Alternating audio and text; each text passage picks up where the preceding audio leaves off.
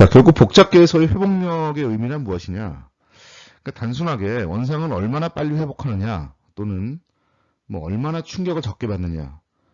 뭐 이런 것은 우리가 제일 처음에 봤던 이 단순한 시스템에서 했던 얘기들이죠. 하나의 균형점이 존재하고, 그 균형점으로 뭔가 이렇게 밸런싱 피드백 룹이 작동을 해서 균형점을 수렴을 시키는데 거기서 얼마나 빨리 시키느냐, 또 얼마나 빨리 수렴을 시키기 위해서는 굉장히 또 충격을 적게 이렇게 줘야 또 빨리 회복이 되겠죠.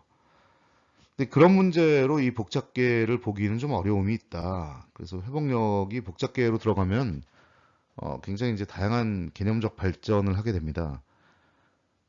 근데 여기서 제가 한 가지 이제 중요하게 말씀드리고 싶은 것은 새로운 균형으로 회귀하는 경우에 이 새로운 균형 상태는 충격 이전의 균형에서 우리가 누려왔던 그 시스템의 어떤 정상적인 기능 내지는 그것을 우리는 정체성이라고 한다면, 예를 들면 도시에서 교통 시스템이 있었는데 뭐 지진이 한번 탁탁 친 다음에 교통 시스템이 다 마비됐다가 다 붕괴됐다가 다시 어느 수준으로 회복했는데 영 옛날 같지가 않아요. 예를 들면 지하철은 더 이상 못 다니고 뭐 자전거만 다닌다든가, 이런 경우에 교통 시스템이 분명히 새로운 안정 상태로 가긴 했지만, 새로운 균형점으로 가긴 했지만, 과연 그것이 옛날에 그 교통 시스템의 정체성을 그대로, 그 효율적인 교통 시스템이라고 하는 정체성을 과연 그대로 유지할 수 있다고 볼 수 있겠느냐? 유지할 수 없다고 보겠죠.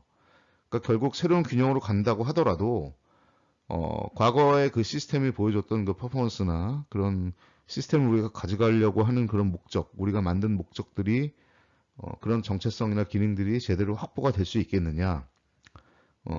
어느 정도 확보가 되는 새로운 균형점이라면 정체성이 유지된다고 볼 수 있겠지만, 뭐 그렇지 않은 경우도 많겠죠. 결국 새로운 균형으로 갔냐 아니면 원래대로 균형으로 회복했느냐, 이것이 중요한 것이 아니라 새로운 균형으로 갔다고 하더라도 옛날에 우리가 그 시스템을 만들었을 때 우리가 처음에 의도했던 그런 시스템의 정체성을 그대로 유지하고 있느냐가 결국 이 복잡계에서의 어떤 새로운 회복력의 의미라고 할 수 있겠습니다. 이것을 조금 더 다른 말씀을 드리자면, 이 균형 레짐이 아까 이력 현상에서도 계속 시프트하죠. 이렇게 균형 레짐이 낮은 수준에서 높은 수준으로, 높은 수준에서 낮은 수준으로 계속 반복되는데, 뭐 이런 균형 레짐의 변화에도 불구하고 시스템의 정체성 유지가 가장 중요하다. 이것이 복잡계에서의 회복력이다. 그럼 아까 이력 현상 같은 경우에는 이 가뭄비 싹벌레를 중심으로 해서 그 나무들이 있었고, 뭐 이런 여러 가지 생태계들이 있었죠. 그 생태계의 어떤 정체성이라고 한다면 결국 물질과 에너지의 순환일 텐데, 그렇게 벌레가 창궐하고, 또 창궐했다 갑자기 없어지고, 또 몇 년 뒤에 또 창궐하고, 뭐 이런 것들이 반복되는 시스템이 과연 그 물질과 에너지의 순환이라는 것을 우리가 이상적인 수준으로 할 수 있는 그런 생태계의 올바른 서비스를 제공할 수 있는 수준이라고 볼 수 있겠느냐? 뭐 이런 것이 이제 복잡계에서 중요한 관점이라고 볼 수 있겠습니다. 자, 이제 균형 레짐의 변화를 좀 더 일반화된 이제 그림으로 한번 보여드리고자 하는데요.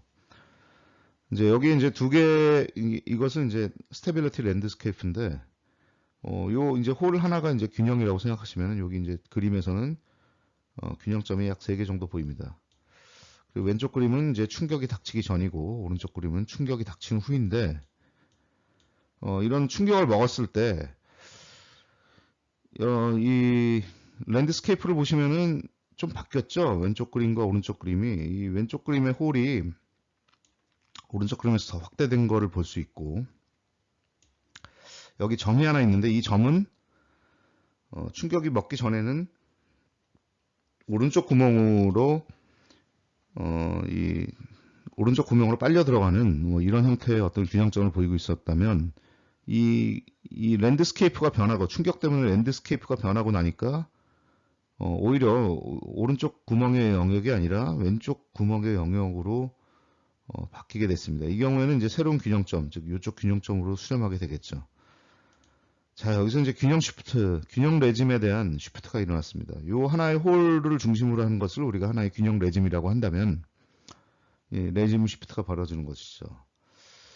결국 우리가 회복력이라고 하면은 외부의 외생적인 충격에 대해서 얼마나 빨리 우리가 기존의 시스템의 정체성을 다시 회복시킬 수 있을 것이냐라고 이런 관점에서 본다면 이 랜드스케이프 자체가 변했다는 것을 우리가 어떻게 해석해야 되느냐.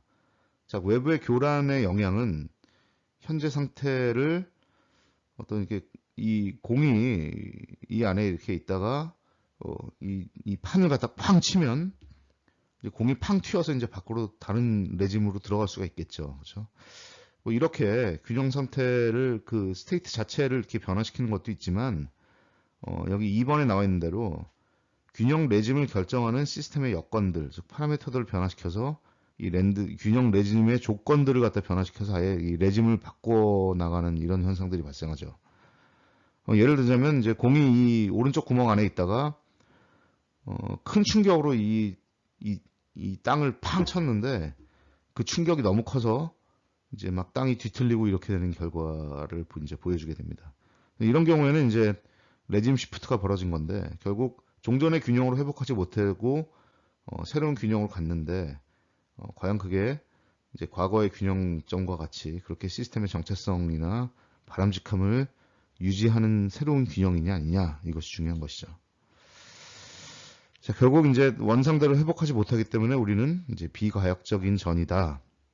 우리가 기후변화나 이런 문제도 이제 이런 기후변화의 충격이 새로운 균형으로 우리를 이제 이끄는데 새로운 사회로 이끄는데 그것이 이제 분명히 과거에 화석연료에 의존하던 이런 시스템과는 다른 정체성을 분명히 가지고 있지만 그것 전체적으로 또 우리의 이 프로스퍼러티 즉 번영의 측면에서 바람직하느냐 이런 것들을 한번 고민해 볼 필요가 있습니다. 즉 복잡계에서의 회복력은 결국 이 스테빌리티 랜드스케이프를 어떻게 변화시키느냐 다중 안정성 하에서 이 균형 레짐이 변화될 때 우리 시스템의 정체성을 어떻게 새롭게 바꾸고 그 새로운 환경에 어떻게 적응할 것이냐 이런 것들이 이제 굉장히 중요한 과제가 되겠습니다. 자, 그래서 오늘의 결론으로 적응적 복잡계의 회복력이란 무엇이냐? 균형 레짐의 변화와 관련된 이 회복력의 결정 요인은 이 앞선 그림에서 이 하나의 균형 레짐에서 보여주는 그 임계선과 임계선 사이의 거리 이것들이 굉장히 넓을수록 클수록 임계선의 직경이 이 동그라미의 직경이 굉장히 클수록 사실은 새로운 균형 레짐으로 시프트되지 않고 기존의 균형 레짐 하에서 다시 원상을 회복할 수 있겠죠. 결국은 이것을 표현하는 것이 레티튜드 즉 융통성이라고 이제 얘기를 하고 여기서 보시는 충격으로부터 허용되는 시스템 변화의 여유 범위 이런 것들은 이제 결론적으로 나중에 이제 우리가 앞서서 논했던 뭐랄까 리던던시랄까 아니면 리소스풀니스라든가 이런 뭐 플렉서빌리티라든가 뭐 이 가외성이라든가 아니면 뭐 유연성이라든가 아니면 이 뭐 변통성이라든가 이런 것들과 이제 좀 상당히 관계가 있는 이 표현입니다. 그래서 이 복잡계에서 이제 이런 성질들이 나중에 이제 사회과학적으로 해석한 것들이 이제 앞서서 말씀드린 그런 이제 회복력의 이제 질적 요인들이라고 할 수 있겠습니다.